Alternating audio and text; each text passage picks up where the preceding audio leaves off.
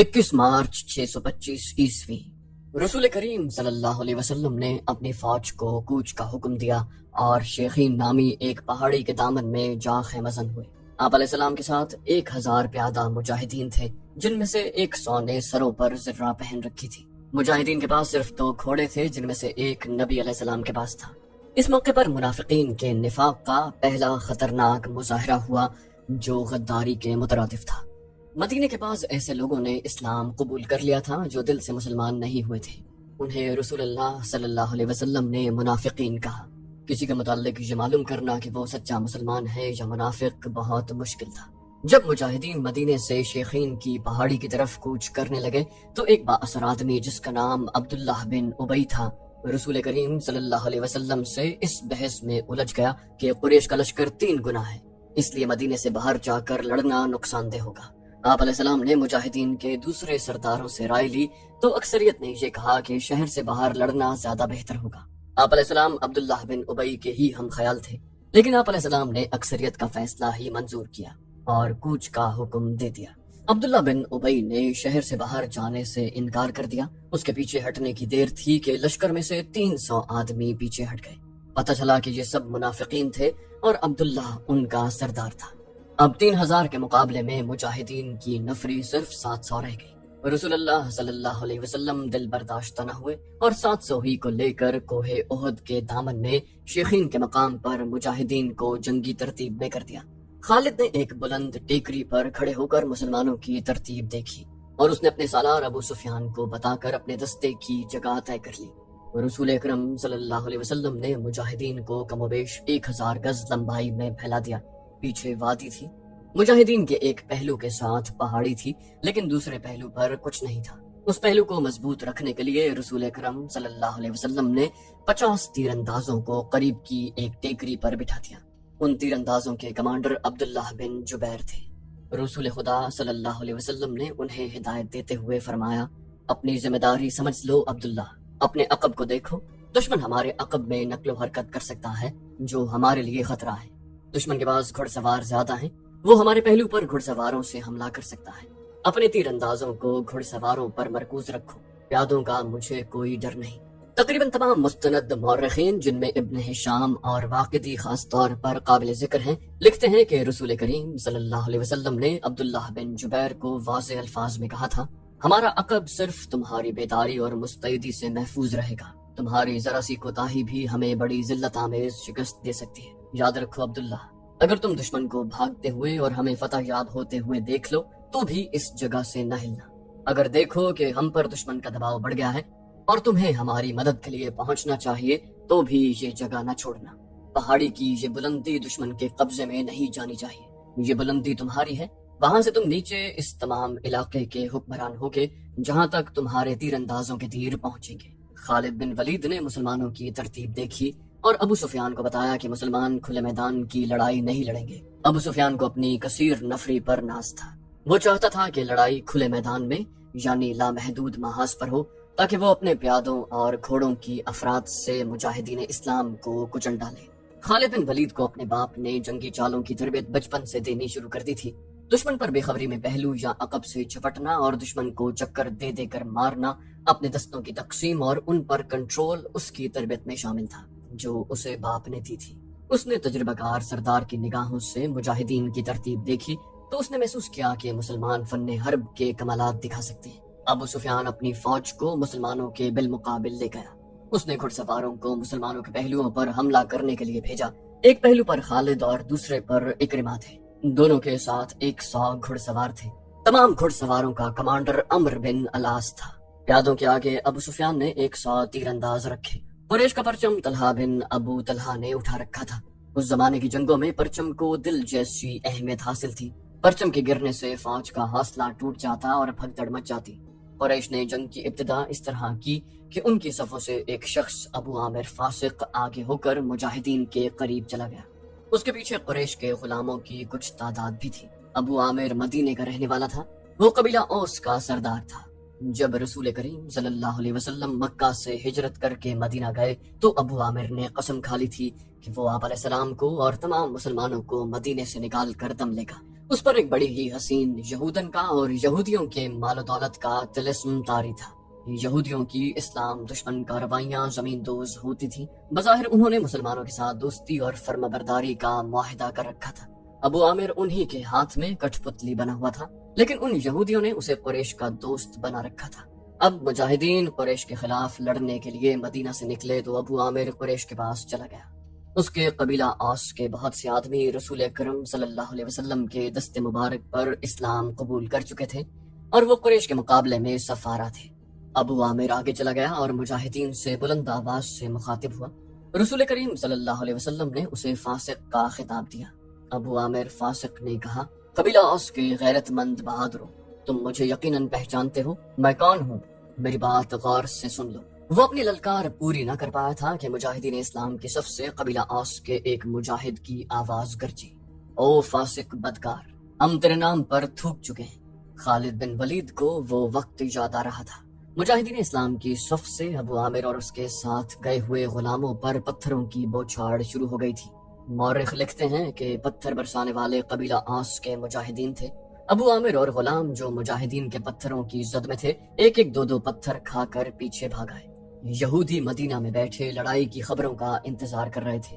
جس یہودن کے طلسم میں ابو عامر گرفتار تھا، وہ اپنی کامیابی کی خبر سننے کے لیے بےتاب تھی۔ اسے ابھی معلوم نہ تھا کہ اس کے حسن و جوانی کے طلسم کو مسلمانوں نے سنسار کر دیا ہے۔ ابو عامر فاسق کے اس واقعے سے پہلے وہ عورتیں جو قریش کے لشکر کے ساتھ گئی تھیں، لشکر کے درمیان کھڑی ہو کر سریلی آوازوں میں ایسے گیت گا رہی تھی جن میں بدر میں مارے جانے والے قریش کا ذکر ایسے الفاظ میں، ایسی طرز میں کیا گیا تھا کہ سننے والوں کا خون کھولتا اور رونگٹے کھڑے ہو جاتے۔ ان عورتوں میں سے ایک دو نے جوشیلی تقریر کی صورت میں بھی قریش کے خون کو گرمایا۔ عورتوں کو پیچھے چلے جانے کا حکم ملا تو ابو سفیان کی بیوی ہند نے ایک گھوڑے پر سوار ہو کر ایک گیت گانا شروع کر دیا۔ اس کی آواز بلند تھی اور اس میں سوز بھی تھا۔ تاریخ لکھنے والوں نے اس گیت کے پورے اشعار قلم بند نہیں کیے۔ انہوں نے لکھا ہے کہ یہ گیت فحش تھا، جس میں مرد و عورت کے درپردہ تعلقات کا ذکر تھا۔ اشعار جو تاریخ میں آئے ہیں وہ اس طرح ہیں۔ ان میں جس عبدالدار کا نام آتا ہے یہ بنو عبدالدار ہے۔ بنو امیہ اسی کی ایک شاخ تھی۔ بنو عبدالدار قریش کا بہت اونچا خاندان تھا۔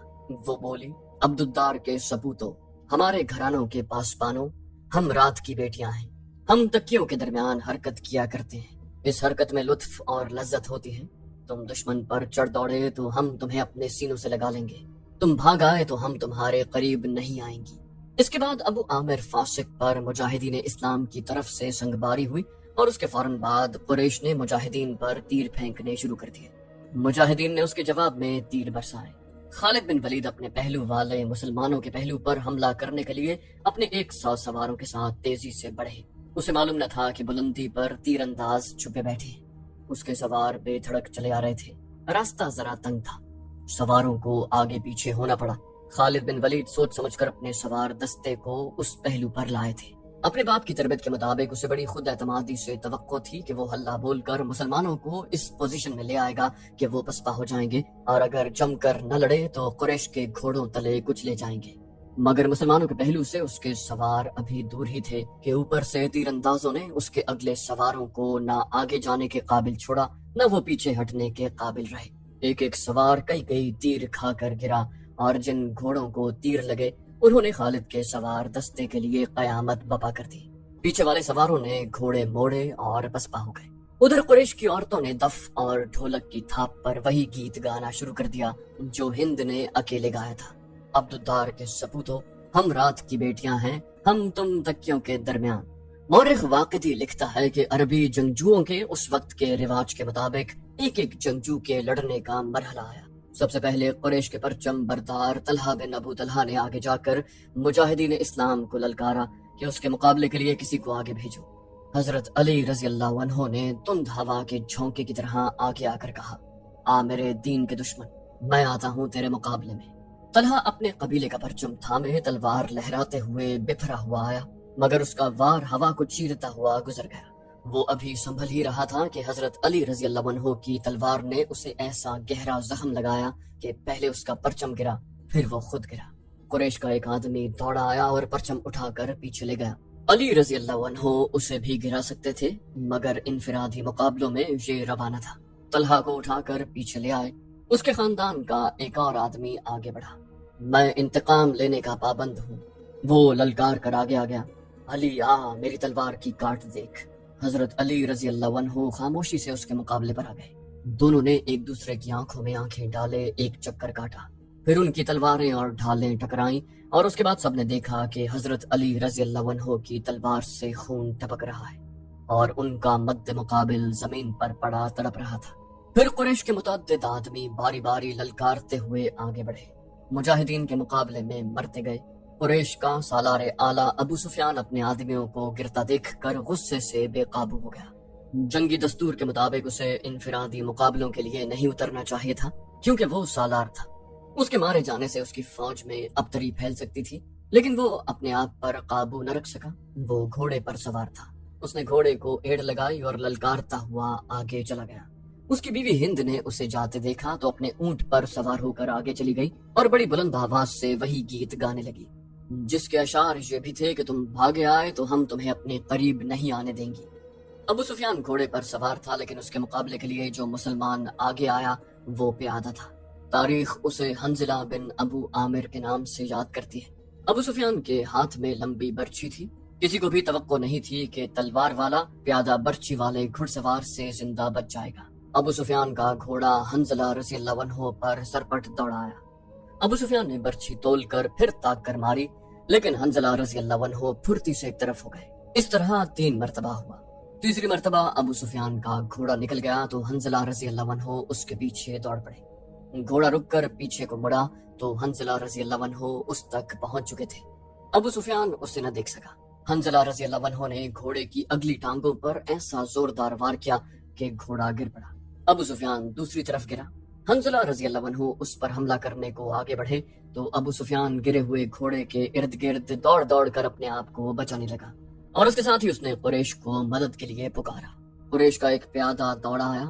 مسلمان اس غلط فہمی میں رہے کہ یہ آدمی ابو سفیان کو اپنے ساتھ لے جائے گا، لیکن اس نے بے وصولی کا مظاہرہ کیا، پیچھے سے حنظلہ رضی اللہ عنہ پر وار کر کے انہیں شہید کر دیا۔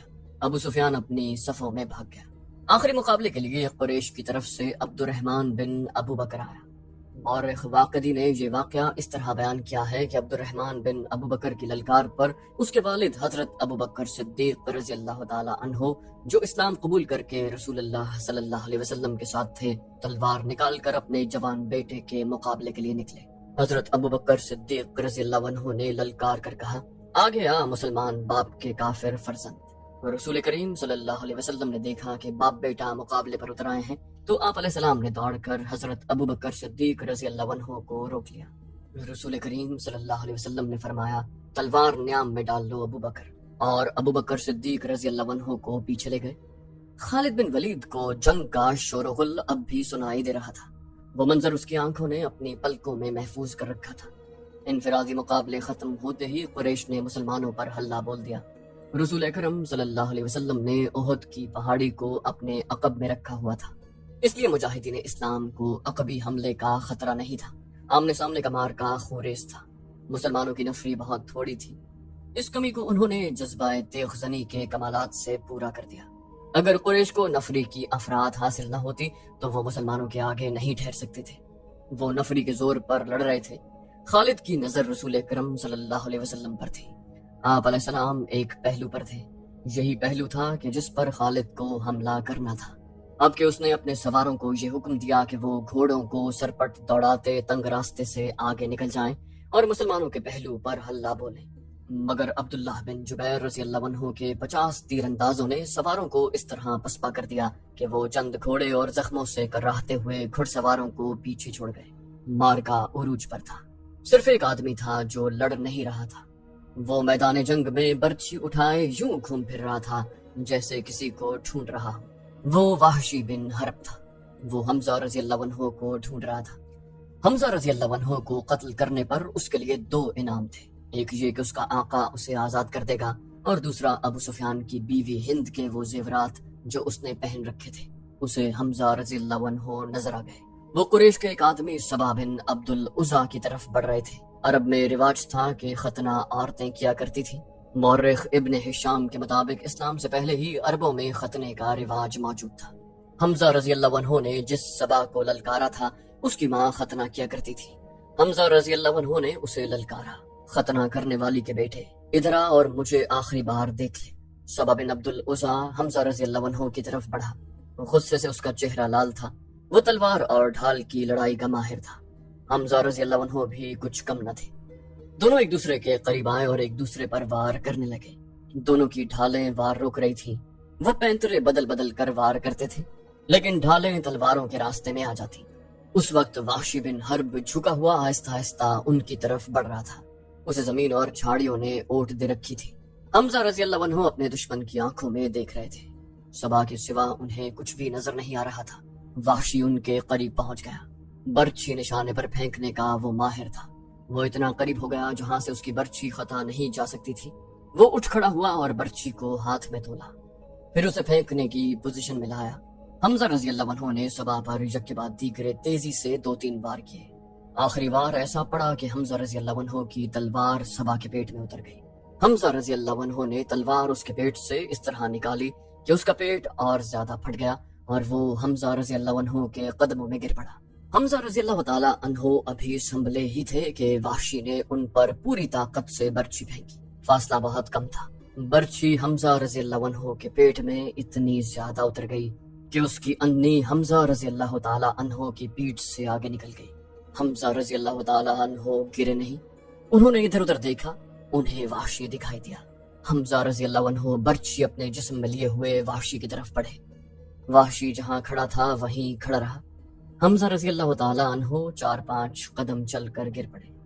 وحشی ان کے جسم کو ہلتا جلتا دیکھتا رہا۔ جب جسم کی حرکت بند ہو گئی تو وحشی ان تک آیا، وہ شہید ہو چکے تھے۔ وحشی نے ان کے جسم سے برچھی نکال لی اور چلا گیا۔ اب وہ ہند اور اپنے آقا جبیر بن مطعم کو ڈھونڈنے لگا۔ تو دوستو یہ تھی ہماری آج کی ایپیسوڈ، امید کرتے ہیں آپ کو ہماری ایپیسوڈ پسند آئی ہوگی۔ جانے سے پہلے اس ویڈیو کو لائک، شیئر اور کامنٹ کرنا مت بھولیے، اور اگر آپ ہمارے چینل پر نئے ہیں تو اسے سبسکرائب کیجیے اور بیل آئیکن پر کلک کیجیے تاکہ آپ کو تمام ویڈیوز فوراً ملتی رہیں۔ اگلی ویڈیو تک کے لیے اپنا خیال رکھیے، اللہ حافظ۔